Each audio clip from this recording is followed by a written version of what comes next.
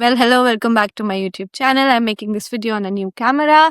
I know I said it before that I got another camera that I wanted to try out, but I did not like it as much as I wanted to, so I returned it back. I chipped in a little bit more and I got a supposedly better camera, so I'm just testing out its video quality today.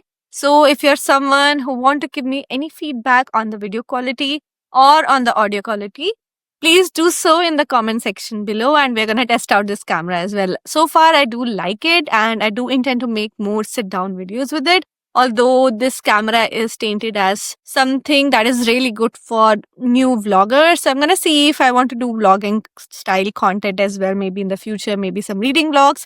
Then I will use this camera. But so far I'm just using it for sit down videos. And that's about it. Do let me know what do you think of the video quality. And with that out of the way, let's get into today's video. I do not want to talk a lot today because I'm just not in the mood. I have hit a wall. I have hit somewhat of an injury in my running journey. I'm trying to run 31 kilometers for my 31st birthday. If you want to know more about that, it's on my Instagram. It's going to be linked in the description box below. But by the time this video comes out, I might have ran the 31 kilometers or not.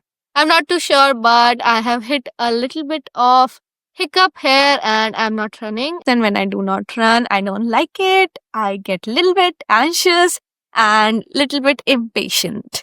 But today's video is still gonna pack a lot of elements, a lot of opinions and thoughts about the book that I recently read. And I'm just gonna get into it now.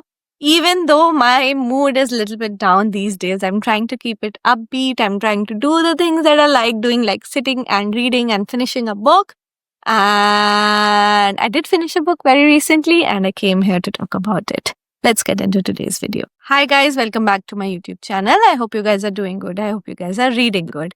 The book in order today is Burnt Sugar by Avni. I'm not sure if you're able to see it. Yes. Now this is more clear. My light is just bouncing on every laminated surface. All of these library books, they have laminated surfaces and they're not very good to take pictures because the light will just bounce off. But at least the book was good and I love my local library. Before getting to the actual review of the book, I'd like to know from you people, what are you currently reading? I'm planning to read a Hindi book after this one because I am just craving it, and I realized I bought a lot of Hindi books when I went back to India, but I haven't been able to pick any. This is the last book that I had from my library, which I'm going to return after finishing it. And I will pick something up from my personal shelf. We are talking about Burnt Sugar by Avni Doshi, a 2020 Booker Prize shortlist, and this book absolutely shook me how raw and intimate it was. Talking about the plot of the book first. So here is the premise. The story is about Antara. She is a Pune-based artist. She is married. She is relatively settled. She is in her 30s. But life throws a wrench when her mother Tara starts showing signs of memory loss. Early dementia perhaps. What makes the situation more complex is their history. Tara was a neglectful mother, impulsive, emotionally unavailable, and solely self-absorbed. At one point, she even left her marriage to join an ashram and dragged Antara with her, essentially forcing her into a chaotic and unstructured childhood. Now that the roles are reversed, Antara finds herself in a position where she is responsible for her mother, the very women who once failed to take care of her. It is not just a story about caretaking, it is about grudges, guilt, and the deep scars that do not leave you even after you grow up. Have you ever had any complicated feelings about a parent? Probably this book will stir a similar kind of emotion in you. Moving on to the writing of the book. Avni Doshi's prose is very stunning, but not in the conventional lyrical way. It is stark, it's sharp, and it is also economical. Every line feels like it cuts open something into the surface. There is no fluff, no dramatic metaphors just for the sake of being literary. Instead, what you get is precision, like someone is drawing a scalpel through your skin and literally showing you what is underneath. The language also mirrors Antara's inner world.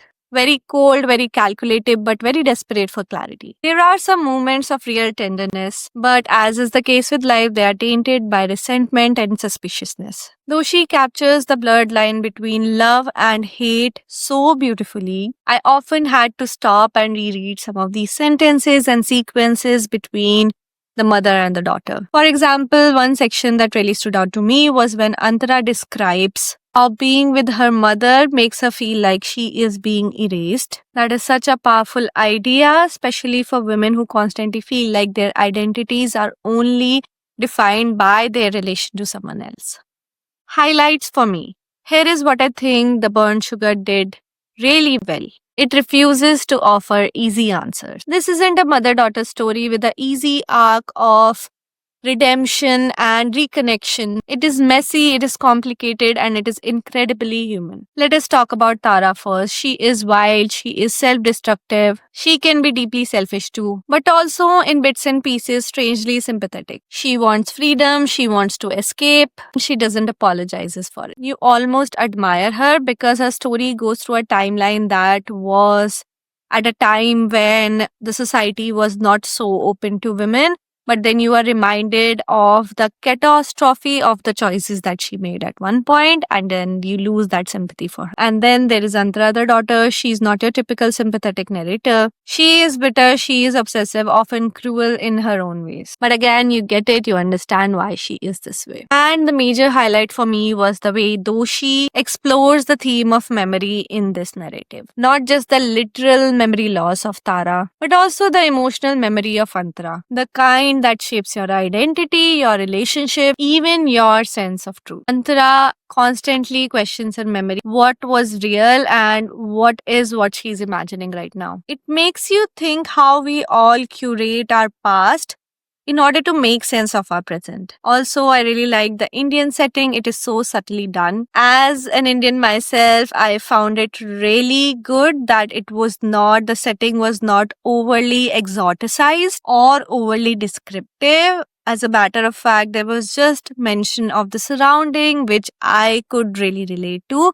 And that is all I needed from the backdrop. It's not there, but it is there in the smell, in the heat, and most importantly, in the cultural expectation. It adds this layer of quiet tension, especially in the context of how women are supposed to behave in a society like these two people living these lives. Now, no book is perfect. Moving on to the lowlights for me. I will admit that the plot progression is really slow in this book. It is a very small book, not a very thick book, and it just goes over the memories that the daughter Antara is now experiencing while she's taking care of her mother Tara, and there is no real plot, and that can make the reading very slow for some reason. This is not a book for someone who is looking for action or really dramatic plots or some kind of a surprise. It's mostly a psychological piece of work coupled with a lot of literary references and a very lyrical prose, which means a lot of introspection and internal conflict. Some readers might also find the narrator's voice deeply undetached and almost mechanical at one point. And yes, there is very little character growth in the literal sense of words. These people stay damaged till the end of the book, but maybe that is the point of the plot. Not everyone heals just because time passes. For some reason, the light outside my window is completely gone. It's not really dark. It's not supposed to be dark, but we have just been having cloudy weather today. So I'm going to wrap up this video very quick. Final verdict. This book was a 4 out of 5 stars for me. I did enjoy that it is an easygoing prose. I could read it at the end of a very long and grueling day where I'm also running, taking care of the house, working, everything. And I just want to come back to a book which is easy to read, which is not very thick. So this was a perfect read for me. Also coupled with it a sense of belongingness, a sense of community because I am reading a book set in Indian setting. Also, it made me remember my days in Bangalore because Pune is somewhat closer to it, and just being a 30-year-old, I couldn't relate fully to the protagonist but could relate to the various thoughts that you have in your own marriage and when you are settled and how you look at life in a different way. I want to leave you with a line from the book that I have bookmarked here. I would be lying if I said my mother's misery have never given me pleasure. This sentence, it really did stop me in my tracks. It is really brutal. It is really honest. It speaks to the undercurrent we rarely admit. If you are someone who have read The Burnt Sugar, I would love to hear your thoughts about the book if your thoughts also resonate with my review of the book. We are at the end of the video. I'm just going to request you to like the video, share it with your friends and family, and do consider subscribing to the channel. I come up with these videos every single week without a fail. I'm trying to get this channel monetized. I work really, really hard to do what I do, and if you can see it through my videos, or if these videos are bringing any value to you, please consider subscribing to the channel, supporting the channel, and that is about it for today. I will see you guys next time. Until then, happy reading.